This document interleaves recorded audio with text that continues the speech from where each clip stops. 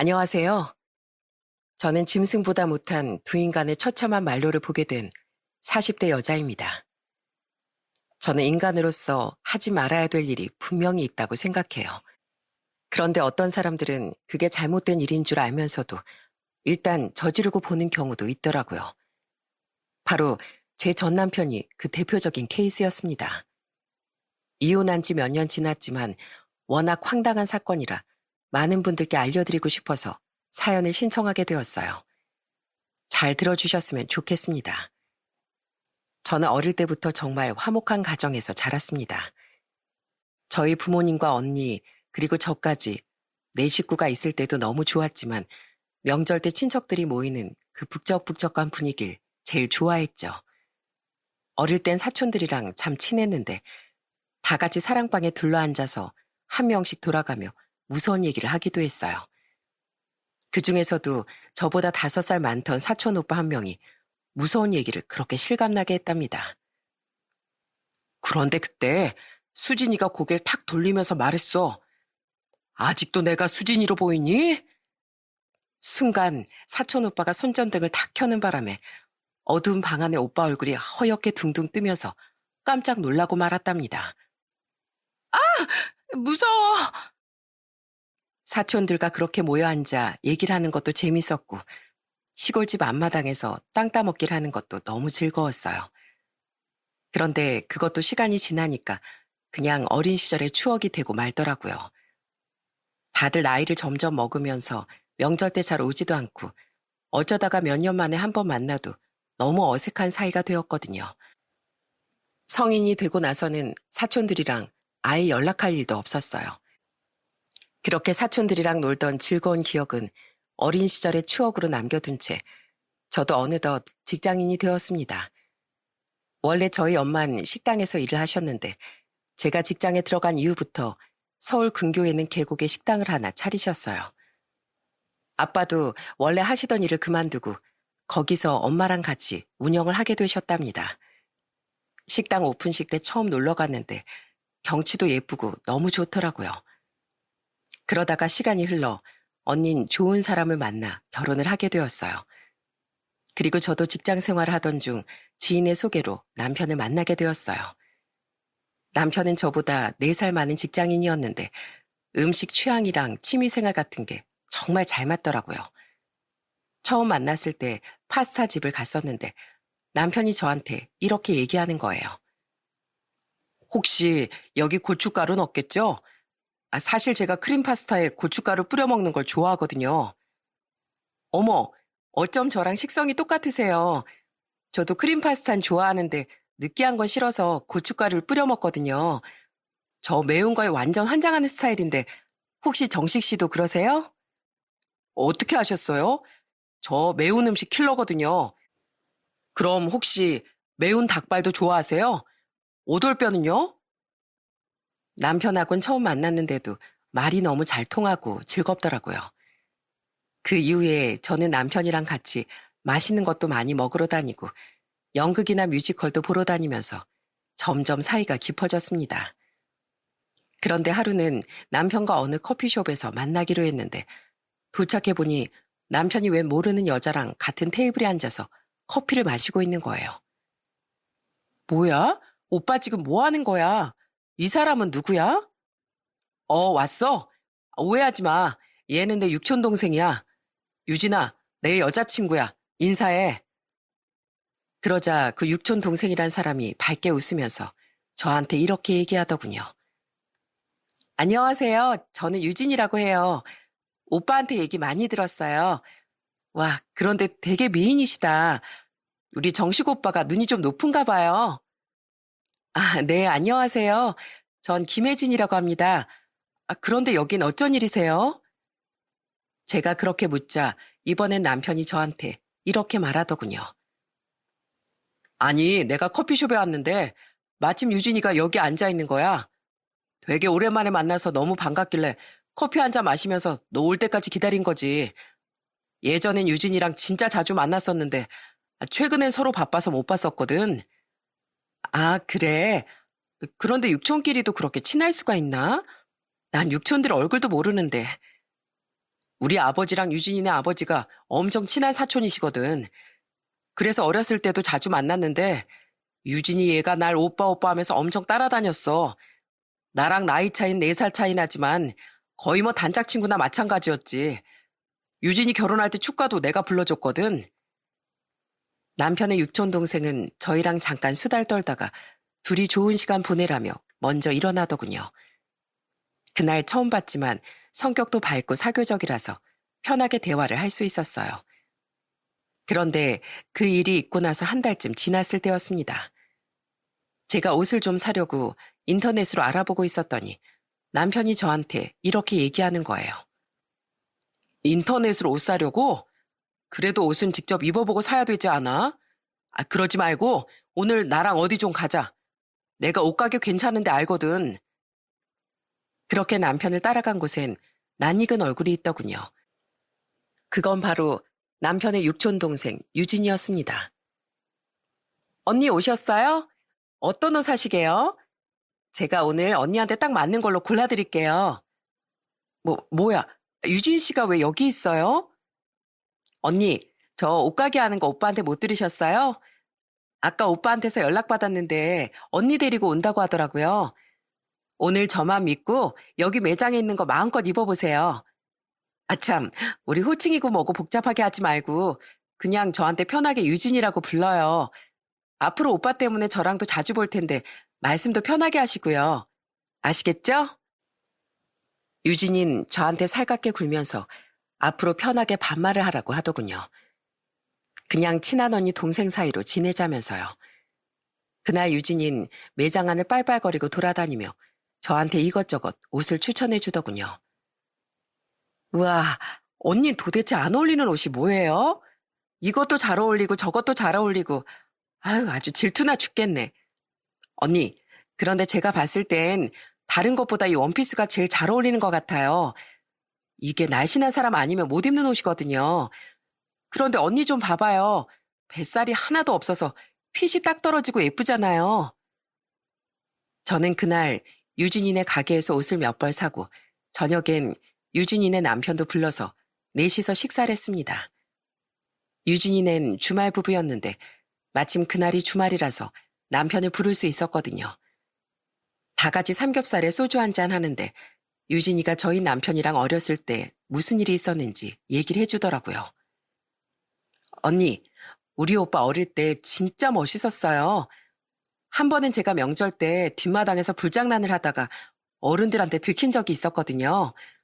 그런데 오빠가 자기가 한 거라면서 대신 혼나준 거 있죠? 어머, 그게 진짜야? 오빠 어렸을 때부터 유진이를 되게 아꼈나 보다. 그땐 오빠도 어렸을 때라 대신 혼나준다는 게 쉽지 않았을 텐데. 언니, 제가 말했잖아요. 우리 오빠 진짜 듬직하고 멋있는 사람이에요. 그리고 저랑도 얼마나 많이 놀아줬는데요. 저 중학생 됐을 땐 오빠가 공부도 엄청 많이 알려줬는데 아마 오빠 없었으면 저 반에서 꼴등했을걸요? 그러자 이번엔 옆에 있던 유진이의 남편이 저한테 이러더군요. 저희 와이프 대학 들어갔을 땐 형님이 핸드백도 하나 사줬다고 하시더라고요. 이제 대학생이니까 꾸미고 다니라면서요. 저도 결혼식 때 형님이 축가 불러주셔서 뵀었는데 오랜만에 이렇게 다시 또 뵈니까 너무 반갑네요. 그렇게 그날은 유진이네 부부랑 밤 늦게까지 수달 떨며 재밌는 시간을 보냈습니다. 그날 유진이랑 많이 친해져서 그 이후에도 가끔 한 번씩 만나서 같이 커피도 마시고 밥도 먹곤 했답니다. 그렇게 남편과 만난 지 1년이 좀 넘었을 때 저는 남편과 결혼 약속을 하게 되었어요. 그래서 예비 시댁에 인사를 드리러 갔는데 예비 시부모님께서 되게 좋은 분이신 것 같더라고요. 예비 시모는 상다리가 부러지도록 밥상을 차려주시고 예비 시부는 저한테 이러시더군요. 혹시라도 우리 정식이가 말 안 들으면 언제든지 나한테 얘기해요. 내가 애비로서 아들이 잘못한 건 바로바로 혼내고 고쳐놓을 테니까. 알았죠? 시부모님께선 언제든지 제 편이 되어주시겠다며 약속까지 하시더군요. 저는 결혼 전부터 정말 든든한 기분이 들었답니다. 남편은 과일을 바리바리 싸들고 저희 부모님이 운영하시는 식당에도 인사를 드리러 갔어요. 엄마가 직접 끓인 닭백숙을 직접 살을 발라서 남편한테 주니까 너무 잘 먹더라고요. 식사를 하고 남편이 사온 수박을 잘라 먹는데 엄마가 그걸 먹고 감탄을 하셨어요. 아이고, 달다 달어. 어쩜 수박도 이렇게 맛있는 걸 사왔을까? 그런데 그때였습니다. 옆에 있던 어떤 손님이 저희 엄마한테 이러는 겁니다. 사장님, 손님 옆에 두고 치사하게 사장님 식구들끼리만 수박 먹는 겁니까? 저희도 한 조각씩 주시죠? 아이고, 죄송합니다. 제가 잘라서 테이블마다 갖다 드릴게요. 그런데 저희 엄마가 수박을 다 썰자 남편이 수박 접시를 들고 벌떡 일어나 손님들이 있는 테이블에 가서 이렇게 얘기하더군요. 안녕하세요. 저는 이 집 예비사입니다. 이 수박 드시고 저희 장모님 식당 다음에 또 찾아와 주세요. 저희 부모님은 그 모습을 보고 너무 싹싹하다면서 엄청 좋아하시더군요. 그렇게 저는 30대 중반에 남편과 결혼하게 되었어요. 결혼식 때도 유진이가 와서 저를 축하해 주더라고요. 언니, 결혼 너무너무 축하하고 우리 오빠 잘 좀 부탁해요. 어렸을 때부터 듬직했던 사람이니까 분명히 결혼 생활도 잘할 거예요. 그렇게 남편과 결혼하고 나선 하루하루가 정말 행복했습니다. 특히 저희 시부모님이 저한테 너무 잘해주셔서 너무 좋았어요. 제가 시댁에 갈 때마다 시부가 저한테 이러시더라고요. 아이고, 우리 예쁜 새아가 왔구나. 먼 길 오느라 고생 많았지? 아버지, 저도 운전하느라 고생했는데요. 넌 임마, 남자가 그 정도 고생은 해도 돼. 우리 새아가는 솜털 하나 다칠까봐 내가 걱정인데 말이야.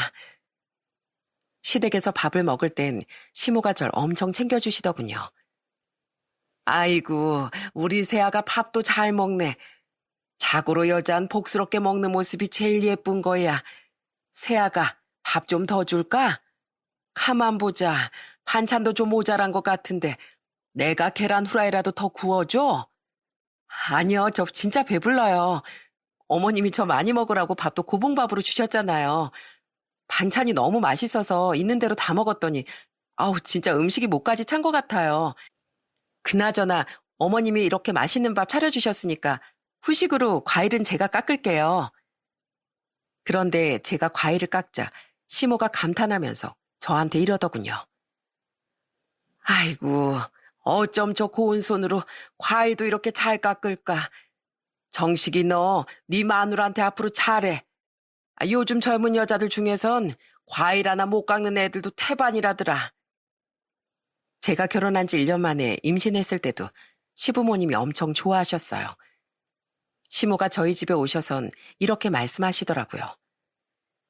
고맙다. 정말 고마워. 우리가 드디어 손주를 품에 안아보겠구나. 혹시 뭐 필요한 건 없니? 내가 다 해줄 테니까 모두 말해보거라. 산후조리원이라도 비싼 곳 끊어줄까? 엄마, 진짜예요? 산후조리원 제일 비싼 데는 몇 천만 원씩 하는데요. 아이고, 그렇게나 비싸? 그럼 좀 곤란한데. 어머님 괜찮아요. 전 이렇게 저한테 잘해주시는 것만으로도 너무 감사해요. 그런데 그때 시부도 저한테 이렇게 말씀하시더군요. 새아가, 우리 아들이 못 살게 굴면 나한테 이러는 거 알지? 사소한 거라도 좋으니까 나한테 다 얘기해. 내가 아주 혼쭐을 내줄 테니까. 아휴, 이 사람 혼날 만한 짓 한 적 없어요. 저한테 얼마나 잘해주는데요. 저는 그렇게 결혼 생활을 하면서도 유진이랑 계속 친하게 지냈어요. 유진인 임신 축하한다면서 저한테 밥까지 사주더라고요. 그렇게 시간이 흘러 저는 떡두꺼비 같은 아들을 낳았습니다. 그때부턴 직장을 그만두고 집에서 애를 보게 되었어요. 유진인 평일에 남편이 없어서 심심하다면서 가끔씩 가게를 직원한테 맡겨놓고 저희 집에 놀러 오더라고요. 유진인 음식 솜씨도 진짜 좋았는데 저희 집에 와서 저한테 찌개 끓이는 거나 반찬 만드는 걸 알려주기도 했습니다. 어머, 유진아, 도대체 이런 깊은 맛은 어떻게 내는 거야? 너 어디 학원이라도 가서 배운 거야? 언니, 이런 걸 뭐하러 학원까지 다녀요? 사실 우리 엄마가 손맛이 죽이거든요. 이런 건 다 타고나는 거예요. 그런데 그때였어요. 갑자기 현관문이 벌컥 열리더니 저희 남편이 집에 들어오더군요. 뭐야, 또 둘이 붙어 있는 거야? 근데 이게 무슨 냄새야? 뭐 맛있는 거 했나 봐? 여보, 오늘 유진이가 갈비찜 만드는 거 알려줬거든. 그런데 당신 평소에는 퇴근 시간이 들쭉날쭉하더니 오늘은 밥 시간 딱 맞춰서 왔네? 그래도 먹을 복은 있나 봐.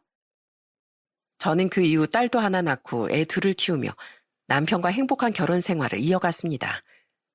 그런데 한 번은 밤 늦은 시간에 남편이 갑자기 전화를 받더니 다급한 목소리로 이러는 거예요. 여보, 나 지금 좀 나가봐야겠어. 유진이가 배가 끊어질 것 같이 아프대. 나 유진이 금방 병원에 데려다 주고 올 테니까 집에서 기다리고 있어. 알았지? 유진인 주말 부부였기 때문에 평일에 전주에 내려가 있는 유진이의 남편이 급하게 올라올 수 없는 상황이었어요. 그래서 저희 남편이 전화를 받고 달려가 유진이를 응급실에 데리고 갔습니다. 검사를 해보니까 맹장염이라고 하더라고요.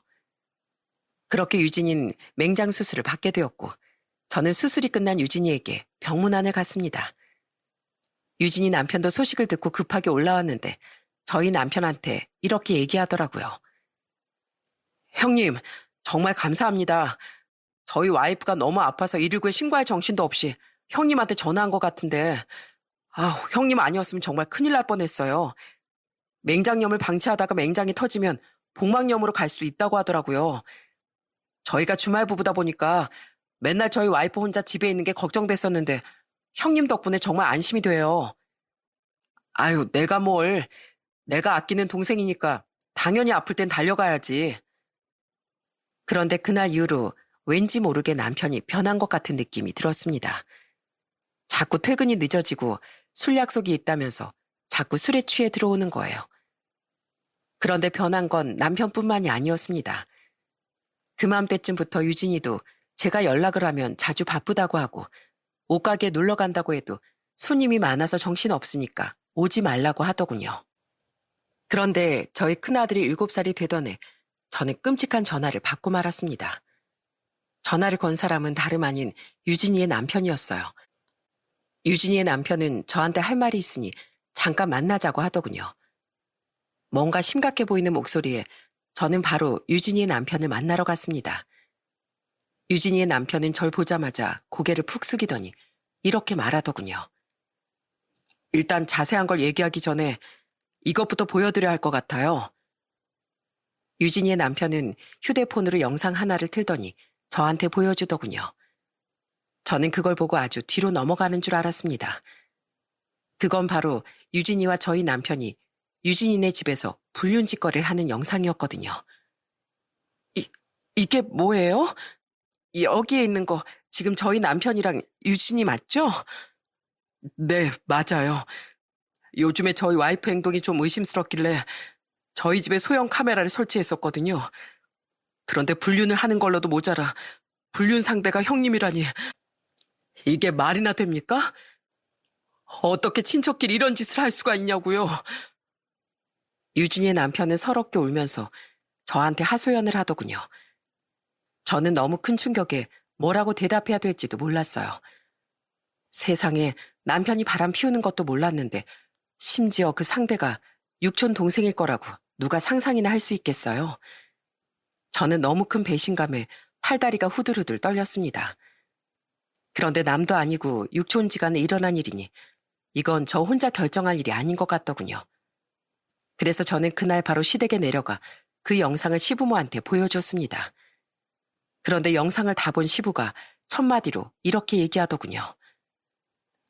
애미야, 이 영상 치워주면 안 되겠니?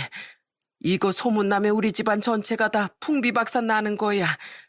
너만 입 다물어주면 조용히 지나갈 수 있으니까 제발 영상 지우고 없던 일로 해다오. 저는 솔직히 그 영상을 보여주면 시부가 당장 남편을 쫓아가 다리몽둥이라도 분질러 놓을 줄 알았습니다. 그런데 팔은 안으로 굽는다고 저보고 없던 일로 하라는 얘기를 듣고 너무 화가 나더군요. 그래서 저는 울분을 터뜨리면서 이렇게 얘기했습니다. 아버님, 지금 그게 무슨 소리세요? 이 영상을 지우고 없던 일로 하라뇨? 아버님이 저 결혼하기 전부터 뭐라고 하셨어요? 그이가 잘못한 일 있으면 아버님한테 다 얘기하라면서요. 아버님 아들이니까 아버님이 혼쭐 내주겠다고 하셨잖아요. 그런데 그 인간이 이렇게 큰 잘못을 저질렀는데 저보고 그냥 눈 감고 넘어가라고요? 그럼 어떡하니? 내가 우리 집안 장남이고 큰 어른인데 내 아들이 다른 사람도 아니고 육촌 동생이랑 저런 짓거리를 했다는 게 소문나면 내가 쪽팔려서 어떻게 사느냐 말이야. 네가 상처받은 건 알지만 제발 내 체면이랑 우리 집안의 위신을 생각해서라도 한 번만 넘어가 주려무나. 아버님, 그걸 지금 말이라고 하세요? 아버님이 집안의 큰 어른이시면 큰 어른답게 아들을 잘 키우셨어야죠. 그리고 친척끼리 이런 짓거리를 했으면 당연히 친척들도 다 알아야 하는 거 아닌가요? 집안 문제니까 집안에서 해결해야지. 왜 쉬쉬하시냐고요? 원래 사람이 살다 보면 한 번쯤 조용히 넘어갈 줄도 알아야 하는 거야. 너만 눈 감아 준다면 내가 우리 아들 잘 설득해보마. 유진이랑 헤어지라고 하고 다시 못 만나게 하마. 헤어진다고 뭐가 달라져요? 이미 그 둘이서 더러운 짓거리 한 건 지울 수 없는 사실이라고요. 저 이거 절대 못 참아요. 아버님이 못 하시겠다면 제가 나서서라도 그 인간들 나락으로 보내버릴 거라고요. 그런데 그때 옆에 있던 시모도 저를 말리면서 이러더군요. 혜미야, 도대체 왜 그러니? 너 이렇게 무서운 애 아니었잖아. 착한 네가 한 번만 참아주면 안 되겠니? 어머님, 어머님도 그러시는 거 아니에요. 아무리 팔은 안으로 굽는다지만 옳고 그른 건 판단할 줄 아셔야죠. 어머님이 제 입장 된다고 생각해 보세요. 만약에 아버님이 다른 사람도 아니고 육촌 동생이랑 바람이 났다고 하면 가만히 있을 수 있겠어요? 아니, 그건 그렇지만 그래도 우리 집안 생각도 좀 해줘야지. 제가 왜 그래야 되는데요? 저는 8년간 같이 살았던 그 인간한테 이렇게 뒤통수를 맞았는데 제가 왜 이 집안일까지 배려를 해줘야 하냐고요. 저 절대 못 참으니까 말리지 마세요. 저 그 인간이랑 이혼할 거고 그 영상도 어떻게 해야 될지 한번 제대로 고민해 볼 테니까요. 아시겠어요? 저는 그렇게 말하고선 시댁을 빠져나왔습니다. 얼마 전까지만 해도 우리 예쁜 며느리 하면서 저한테 잘해주시던 시부모가 한순간에 아들 편만 드는 걸 보고 너무 어이가 없더군요. 그런데 그날 집으로 다시 올라왔더니 남편이 시부모한테 이미 얘기를 들었는지 저를 보자마자 무릎을 꿇더군요. 여보, 당신이 알고 있는 거 그거 다 오해야. 그러니까 제발 화 좀 풀어주라. 어? 야, 네가 인간이냐? 어떻게 친척끼리 그딴 짓거리 할 수가 있어? 짐승도 그렇게는 행동 안 해. 어쩐지 육촌끼리 너무 친하다 했다. 난 너희들이 그렇게 친해도 친척 사이니까 당연히 아무 일도 없을 거라고 생각했어. 그게 당연한 상식이니까. 그런데 너희는 아주 상식을 벗어난 인간들이더라. 여보, 그건 진짜 오해야. 난 그냥 유진이가 밥 한 끼 먹으러 오라고 해서 유진이네 집에 간 것뿐이라고. 뭐라고? 그냥 밥 한 끼 먹으러 간 거라고? 야, 너 이 영상을 보고 말해. 넌 이게 밥 먹는 모습으로 보여? 눈이 있으면 두 눈 똑바로 뜨고 보라고. 여보, 그건 둘이서 술 한잔 먹다 보니까 우리도 모르게 실수한 거야.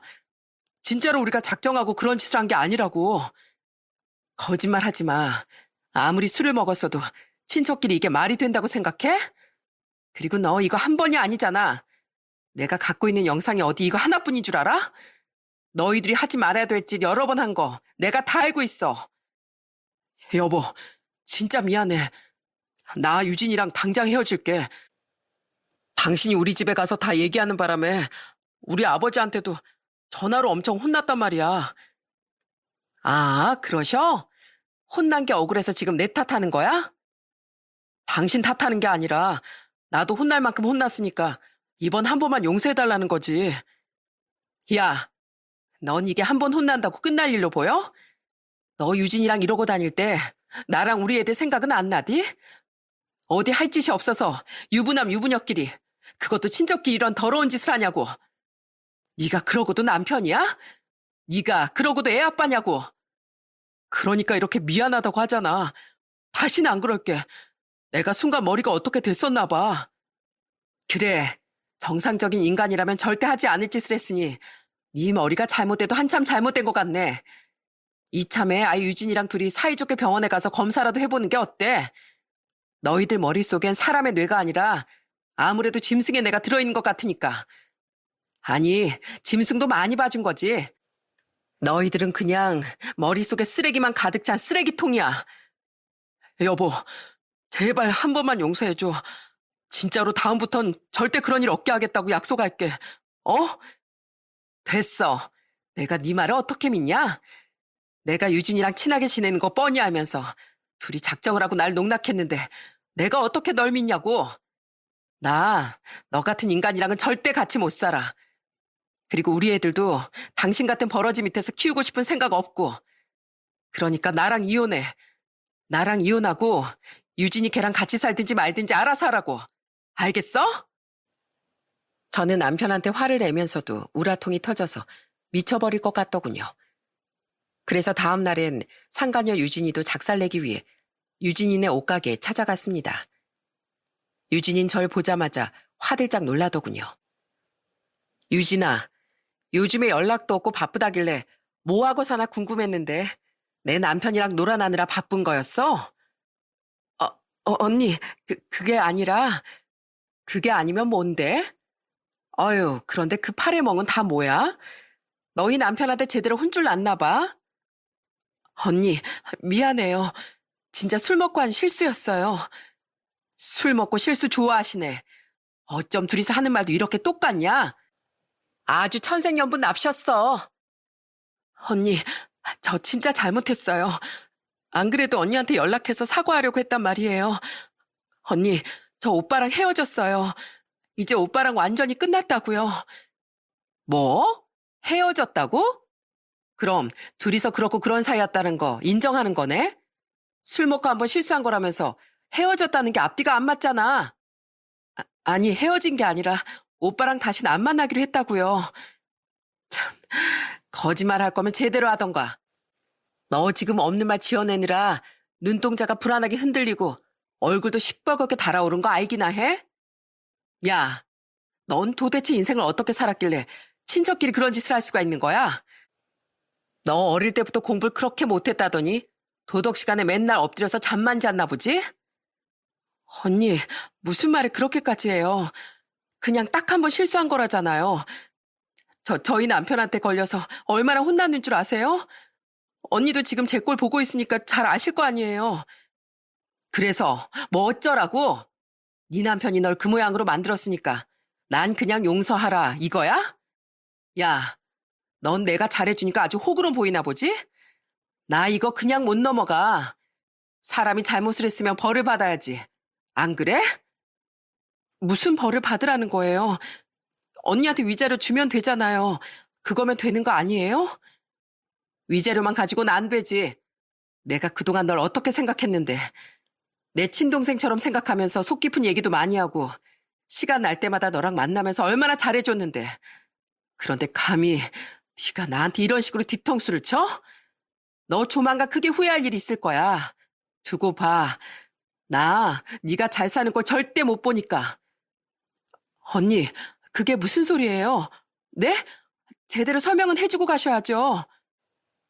유진인 계속해서 저한테 매달렸지만 저는 무시하고 옷가게를 나와버렸습니다. 그리고 저는 그날 바로 맘카페에 유진이와 남편의 불륜 행각에 대해 글을 올려버렸어요. 아주 동네에서 장사 못하게 만들어주고 싶었거든요. 저는 남편 직장에까지 쫓아가 뒤엎어버릴 생각이었습니다. 그런데 제가 그걸 실행으로 옮기기 전에 시부한테서 전화가 오더군요. 애미야, 원하는 게 뭐니? 원하는 거 다 해줄 테니 제발 우리 아들과 이혼하지 말아다오. 우리 아들 이혼나 만들 수는 없는 거잖니. 아버님, 결국 끝까지 이러시네요.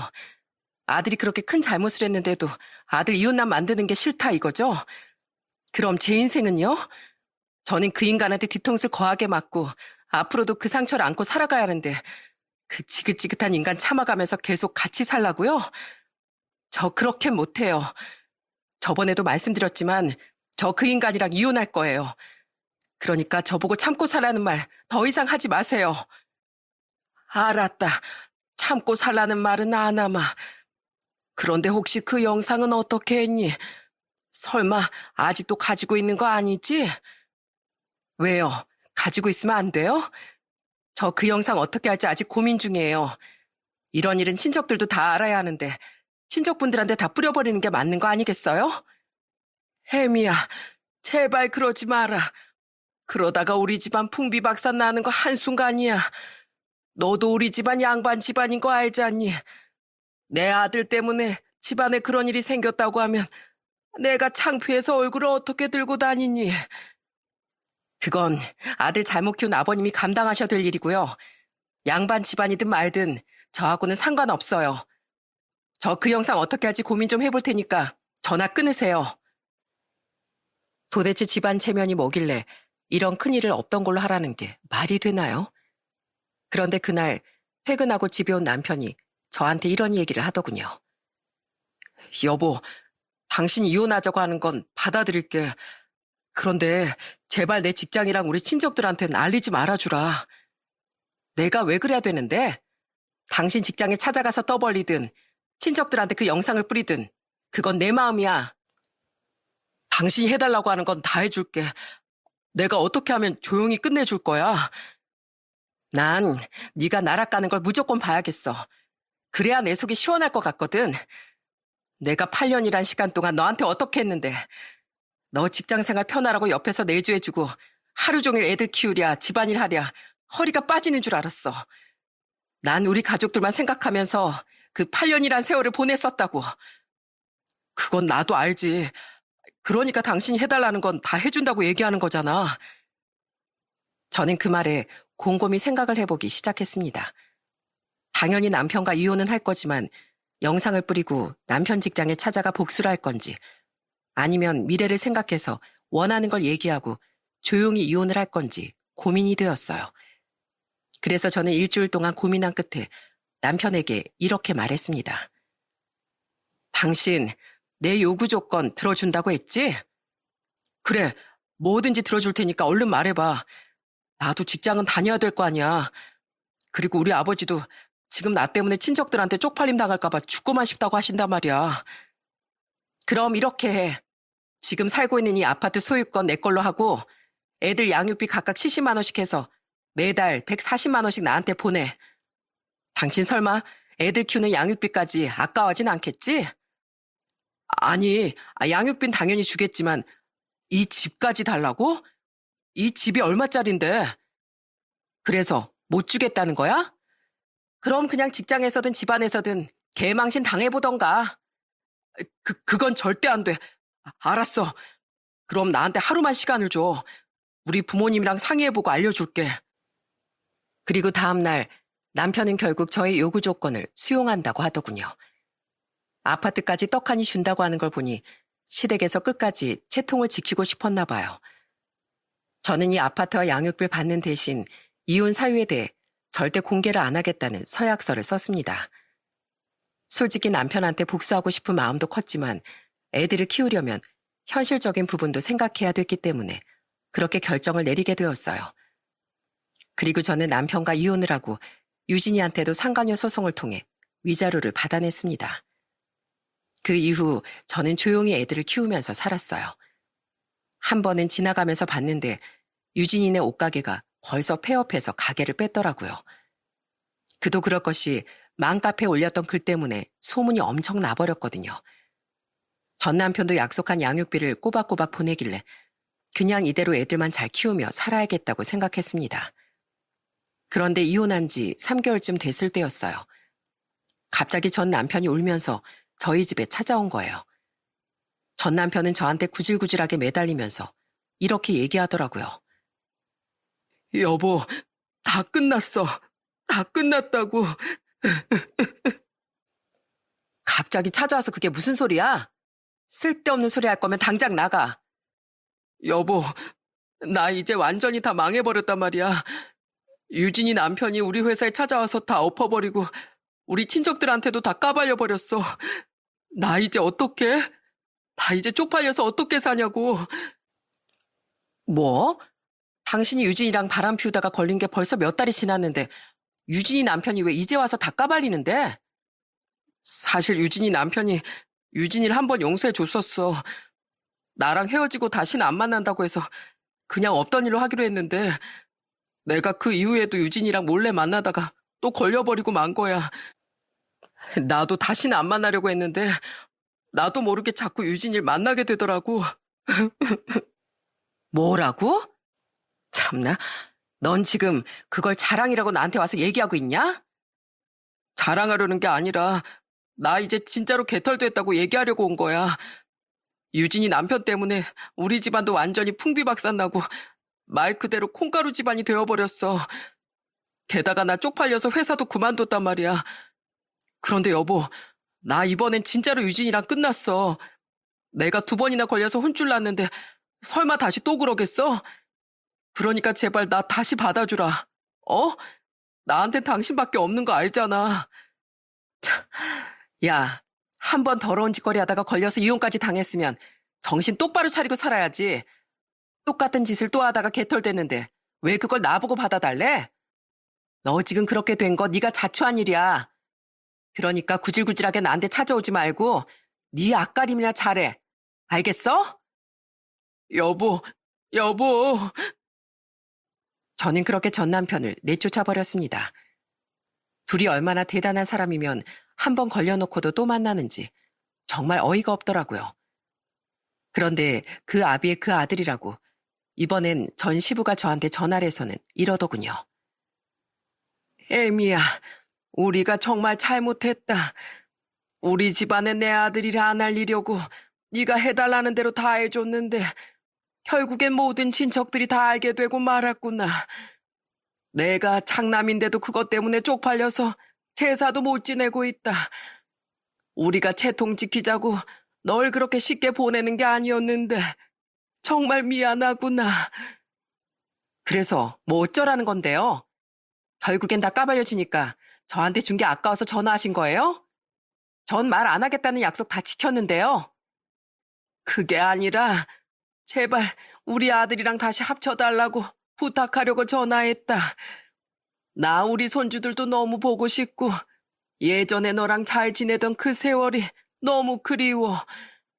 우리가 앞으로 더 잘해줄 테니까 다시 우리 아들이랑 합치면 안 되겠니? 싫은데요? 이미 다 끝난 얘기 왜 이제 와서 또 하고 그러세요? 저 그 인간이랑 다시 합칠 생각 추호도 없어요. 제 눈에 흙이 들어가도 그럴 일은 절대 없을 거라고요. 그러니까 다신 그런 소리 하지 마세요. 아시겠어요? 저는 그렇게 말하고선 전화를 끊어버렸습니다. 그런데 이 집안 인간들은 왜 그렇게 끈질긴지 그 이후에도 계속 전 남편이 저희 집에 찾아와 용서해달라고 빌더군요. 하도 저를 못 살게 구니까 너무 짜증나기도 하고 그냥 그 공간 자체가 너무 숨이 막혔어요. 그래서 전 남편과 같이 살던 그 집을 팔아버리고 애들이랑 같이 친정에 들어가 버렸습니다. 그리고 저는 부모님이 운영하시는 계곡 식당에서 같이 일하기 시작했어요. 막상 일을 해보니까 손님이 어마어마하게 많더라고요. 겨울엔 장사가 거의 안 되지만 한여름 성수기 땐 손님이 너무 많아서 예약을 안 하면 자리를 못 잡을 정도였어요. 거기서 일을 하다 보니까 점점 활기도 생기고 너무 좋더라고요. 저는 주로 서빙을 하면서 손님들한테 친근하게 말을 걸기도 했답니다. 손님, 이열치열이라는 말 아시죠? 뜨끈하게 한번 잡숴보세요. 아이고, 닭백숙이 때깔이 너무 좋네. 역시 이렇게 계곡에 놀러와서 먹는 닭이 최고의 보양식이지. 그럼요. 무더위를 이겨내려면 이런 보양식 한 번은 먹어줘야 되는 거예요. 아참, 저희 집에서 하는 해물파전이랑 도토리묵 무침도 정말 맛있거든요. 이따가 음식 모자라면 한번 시켜보세요. 그렇게 저는 부모님의 식당에서 일하면서 평화로운 일상을 되찾았습니다. 처음엔 이혼하면 우울할 줄 알았는데 친정 부모님이랑 같이 지내니까 우울하긴커녕 웃을 일만 많더라고요. 그런데 이혼한 지 3년쯤 지났을 때였습니다. 그때도 한창 성수기라 손님들이 마구 들이닥치는데 그 중에 익숙한 얼굴이 하나 보이더라고요. 저는 그 얼굴을 보고 까무러치는 줄 알았습니다. 그건 바로 전 남편이랑 불륜짓거리를 했던 상간녀 유진이었거든요. 이혼한 지 3년이나 됐는데도 그 얼굴을 다시 보니까 심장이 쿵쾅거리고 진정이 되질 않더군요. 그래서 저는 저 대신 알바생한테 주문을 받아오라고 했습니다. 그런데 멀리서 지켜보니 아주 가관도 아니더군요. 푹푹 찌는 날씨에 옆에 있는 남자랑 팔짱 끼고 붙어 앉아서 깔깔거리면서 크게 웃고 있는 거예요. 남의 인생을 망쳐놓고 다른 남자랑 또 희낙낙하고 있는 걸 보니 순간 눈이 확 돌더군요. 저는 도저히 가만히 있을 수가 없어 유진이를 위해 특별한 상을 차려 메모까지 써서 들고 갔습니다. 얼굴엔 마스크와 모자를 쓴 채로 유진이가 있는 그 테이블에 가져간 음식들을 올려놨어요. 그러자 유진이의 옆에 있던 남자가 깜짝 놀라서 저한테 이러더군요. 저기요, 이게 뭡니까? 닭백숙을 시켰는데 왜 닭뼈만 가져와요? 이거 남들이 먹다 버린 거 아닙니까? 그리고 밥그릇에 이건 뭐죠? 생긴 거랑 냄새가 딱 개 사료 같은데? 손님 옆에 계신 일행분한테 걸맞는 밥상을 내온 겁니다. 사람이 아니니까 사람이 먹는 밥을 내줄 필요는 없잖아요. 아참, 여기 써 있는 메모도 한번 읽어주시겠어요? 메모요? 뭐야? 상간녀 유진아, 오랜만이다. 그동안 잘 지냈지? 아니 이게 도대체 뭡니까? 그 메모를 읽은 유진이도 놀라서 절 쳐다보더군요. 저는 그 순간 마스크와 모자를 딱 벗고 유진이한테 씩 웃음을 보였습니다. 그러자 유진인 기겁을 해서는 자리에서 벌떡 일어나더군요. 유진아, 옆에 있는 사람은 새로 사귄 남자친구인가 봐? 둘이서 백숙 먹으러 여기 온 거야? 언니. 유진인 제가 무서웠는지 자꾸 뒷걸음질을 치더군요. 저는 그런 유진이한테 천천히 다가가면서 이렇게 말했습니다. 왜 자꾸 도망가고 그래? 내가 널 잡아먹기라도 할까봐 그러는 거야? 누가 보면 내가 호랑인 줄 알겠다. 어흥. 살려줘. 유진인 깜짝 놀라서 뒤로 물러나다가 계곡물에 풍덩 빠져버렸어요. 어프어프하면서 간신히 일어나는데 그 모습이 어찌나 웃긴지 배꼽이 빠지는 줄 알았습니다. 저는 무슨 상황인지 몰라 당황해하고 있는 유진이의 남자친구에게 이렇게 말했어요. 저기요, 유진이 남자친구분이신 것 같은데 유진이에 대해서 잘 알고 만나시는 거예요? 유진이 제 이혼녀의 상간녀인 건 아시는 거죠? 유진이가 제 남편이랑 바람 피워서 저한테 상간녀 소송까지 당했거든요. 뭐라고요? 그게 사실이에요? 유진이 너 이게 무슨 소리야? 너 나한테 이혼했었다는 말 한 번도 한 적 없었잖아. 게다가 상간녀는 또 무슨 소린데? 그러자 유진인 물에 빠진 생쥐꼴로 다시 기어 올라오더니 이렇게 소리치더군요. 오빠, 그건 오해야. 저 언니가 거짓말하고 있는 거라고. 뭐? 거짓말? 너 내가 위자료 소송 걸었던 거 서류 보여줘? 저기요, 유진이 제 보통 아니네요. 제가 바람 피웠던 내 전 남편이랑 무슨 관계였는 줄 아세요? 육촌지간이었어요, 육촌. 유진이 쟨 친척 오빠까지 꼬셔서 바람 피우는 인간이라고요. 그러니까 그쪽도 조심하세요. 혹시라도 그쪽 친구분들이나 친척들한테 소개시켜줬다가 유진이 제가 또 꼬실 수도 있거든요. 언니, 도대체 왜 그래요? 다 지나간 일을 왜 이제 와서 꺼내는 건데요? 저 언니한테 상간녀 소송당해서 위자료도 줬잖아요. 오빠랑도 헤어지고 내 전 남편이랑도 이혼했잖아요. 벌은 받을 만큼 받았으니까 제발 이제 내 인생에 끼어들지 마시라고요. 야, 내가 언제 네 인생에 끼어들었다고 그래? 그게 아니라 네가 내 인생에 끼어들어서 내 결혼 생활 파탄낸 거잖아. 너 설마 그런 짓거리를 하고도 이 남자를 속여서 결혼하려고 했니? 너 진짜 뻔뻔하다. 이젠 내 인생 망친 걸로도 모자라. 이 남자 인생도 망치려고 한 거야? 그런데 그때였어요. 식당 안이 소란스럽자 일하고 계시던 저희 엄마 아빠가 제가 있는 쪽으로 오시더군요. 저희가 대화하는 내용을 다 들으셨는지 엄마가 유진이한테 도끼 눈을 뜨고 이렇게 말씀하셨습니다. 아, 우리 딸 뒤에서 배신하고 우리 손주들 아빠 없는 애들도 만든 게 바로 너야? 야, 너 오늘 날 한번 잘 잡았다. 나 식당 일 오래 해서 팔임하는 남자 못지 않거든. 너 오늘 내가 아주 홍군형을 내줄 테니까 당장 이리 와. 빨리 안 와? 아줌마, 왜 이러세요? 제가 뭘 잘못했다고 그래요? 다 끝난 일이잖아요. 다 끝난 일이든 말든 네가 우리 눈앞에 뛴 이상 그냥은 못 넘어가. 너 당장 이리 와. 내 딸 눈에 피눈물 흘리게 한 거 내가 똑같이 되갚아 줄 테니까. 살려줘. 오빠, 얼른 가자. 얼른. 나 무서워 죽겠단 말이야. 저희 엄마가 무섭게 나오자 유진인 그 남자를 데리고 도망가 버리더군요. 하필이면 놀러와도 저희 부모님 식당에 왔는지 그 우연이 아주 기가 막히더군요. 그런데 그 일이 있고 나서 한 달 정도 지났을 때였습니다. 유진이랑 같이 왔던 그 남자가 자기 친구들이랑 같이 저희 식당에 온 거예요. 안녕하세요. 저 아시죠? 그때 유진이랑 같이 오셨던 분 맞죠? 그런데 오늘은 혼자 오셨네요? 사실 날씨도 덥고 하니까 친구들이랑 닭도 뜯을 겸 감사하다는 말 전하고 싶어서 왔습니다. 저 얼마 전에 그 여자랑 헤어졌어요. 1년 넘게 만났는데 조만간 각자 부모님한테 인사시켜 드리려고 했거든요. 그런데 사장님이 그날 저한테 좋은 정보를 주신 덕에 알아보니까 사장님 말이 다 맞더라고요. 이혼을 했던 것도 충격인데 다른 사람도 아닌 친척 오빠랑 그런 짓을 했다는 걸 듣고 너무 충격을 받아서 한동안은 힘들었어요. 그런데 뭐 제가 바보도 아니고 그런 여자랑 왜 결혼을 하겠어요? 사장님 아니었으면 이상한 여자랑 결혼할 뻔했는데 저 도와주셔서 정말 감사합니다. 그래요. 헤어졌다니까 정말 다행이네요. 인물도 좋고 능력도 좋아 보이는데 굳이 그런 여자 만날 필요 없죠. 제가 오늘 서비스 팍팍 드릴 테니까 마음껏 드시고 가세요. 아셨죠? 얘기를 들어보니 유진인 다른 남자를 속여서 결혼하려다가 저 때문에 들통나서 결국 헤어진 것 같더라고요. 만약 그날 유진이가 저희 식당에 안 왔으면 또 한 명의 피해자가 발생할 뻔했는데 제가 사람 한 명을 구해준 것 같아 정말 뿌듯했습니다. 솔직히 유진이가 그날 조용히 먹고 갔으면 저도 그냥 넘어갔을지도 몰라요. 그런데 남의 인생 망가뜨려 놓은 주제에 새로 사귄 남자랑 시끄럽게 웃고 떠드는 걸 보고 참을 수가 없더라고요.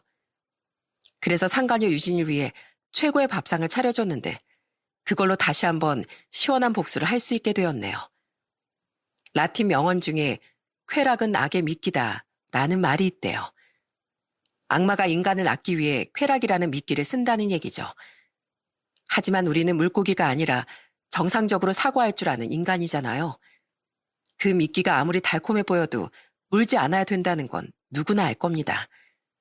하지만 전 남편과 상간녀는 눈앞의 즐거움에만 눈이 멀어 물지 말아야 될 미끼를 물어버린 겁니다.